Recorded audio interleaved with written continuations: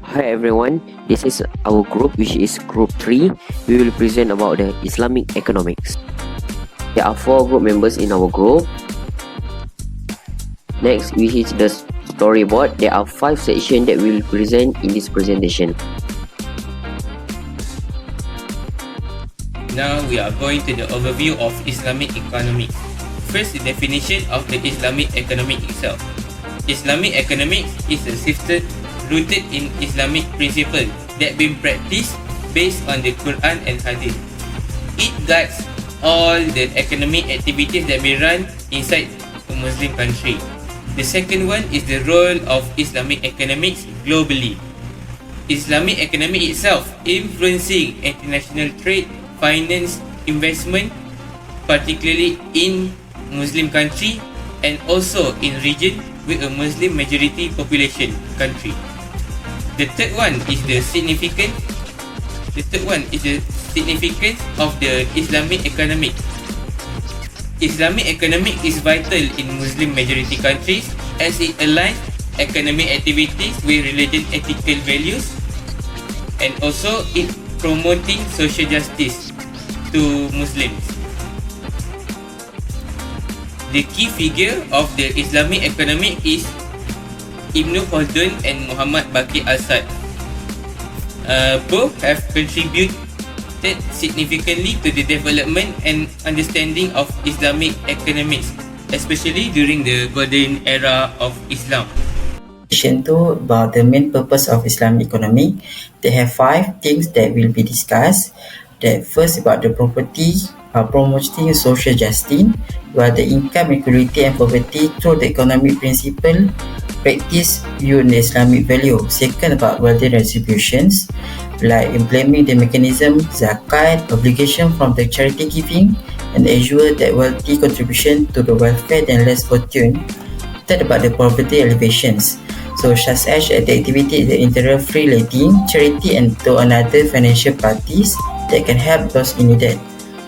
Fourth about the economic welfare, the creating the more equality and ethical economic system, fostering prosperity and well-being, and the lastly about the integration with religion value as a moral ethical framework consistent with the Islamic principle. Next, I will talk about the difference between the Islamic economy and conventional economy. They have 4 things that will be discussed. First about the ownership and property. As a Muslim, the economic property that right halal compliant with Sharia without injuring, fraud and corruption and extortions. While the conventional economy, the property absolutely private property, which is property can be used in free to profit with anything that through the even against the religions. Next about the taxation system. As a Muslim, the Islamic utilize the zakat as a mechanism for mutual help and prosperity, ensuring defend the prosperity for Muslim.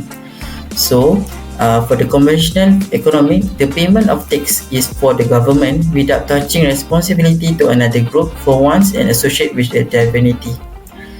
Third about the responsibility, the Caliph of Allah Subhanahu Wa Taala ensure to the prosper in the world. So the basic trust people need to go property in a good way to get certified of Allah Subhanahu Wa Taala. The conventional economy, the trustee principle is it only in between employer and employer and seller with the buyer without any connection with the divine. And lastly, the profit as Islamic muamalat, profit and loss are instructive of the business partnerships.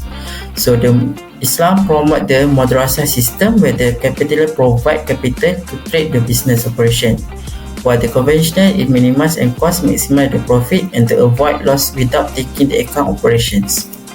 For the section 3, there are 8 principles in the Islamic economics.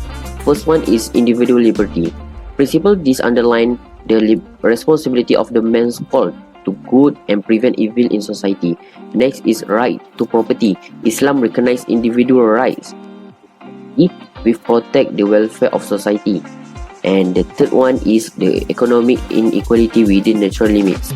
Islam accepts the fact of the inequality between people, but control so that the gap does not widen. Next is the social equality. Wealth is not only concentrated on certain groups in society. If every individual given the same opportunity to earn job or running his business. So next is the social security. Every individual has the right to earn his life full. Every citizen is guaranteed the basic needs of his life. This is the main responsibility of the government. Next is the wider circulation of the wealth. Islam recommends that wealth circulates among the people and not in the hands of certain groups only. And the second last is prohibition of accumulation of wealth, which is Islam prohibiting the accumulation of wealth or property that is not affordable to individuals. And the last is prohibition of antisocial institution. Prohibition against antisocial and dangerous practices such as gambling, drunkenness, riba, which is interest, hiding things, and the black market. So that's for the session 3. Today I present section 04 countries practice Islamic economic system. Malaysia has developed a financial framework where Islamic and conventional banks work next to each other, and Kuala Lumpur has laid out as a global center point for Islamic banking. United Arab Emirates has a huge presence of the Islamic money foundation. Egypt has a steady extension of Islamic banking and money administration. Its employee as evolved as in some other large nations. Meanwhile, Indonesia has a developing Islamic money industry, carried out different Islamic banking and money guidelines to take special care of its Muslim large populace.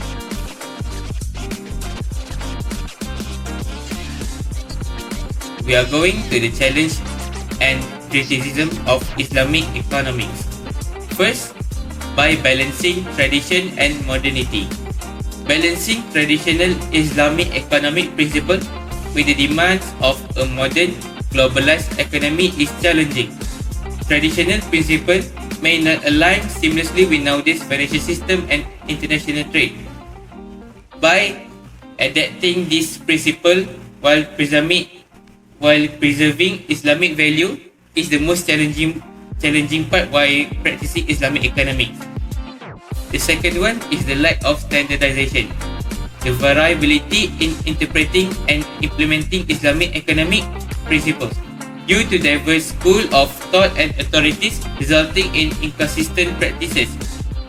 Also, the absence of a universal regulatory body further compounds these challenges. And for the last challenge is the international trade. Differences in economic practices between Islamic and non-Islamic countries pose challenge in international trade, impacting global economic integration and trade relationship. Adhering to halal requirement, avoiding riba, and navigating varying legal systems are complex aspects of this issue. And next is conclusion. The summary of Islamic economic matters is as it gives a structure that coordinates monetary exercise with ethical and moral standards, meaning to make a fair and independent and socially mindful monetary framework. And finally, the significance of Islamic economics. The meaning of Islamic economics matters in steps given all compensation monetary structure that coordinates ethically and moral contribution, encouraging civil rights, financial stability, and mindful business. That's all. Thank you for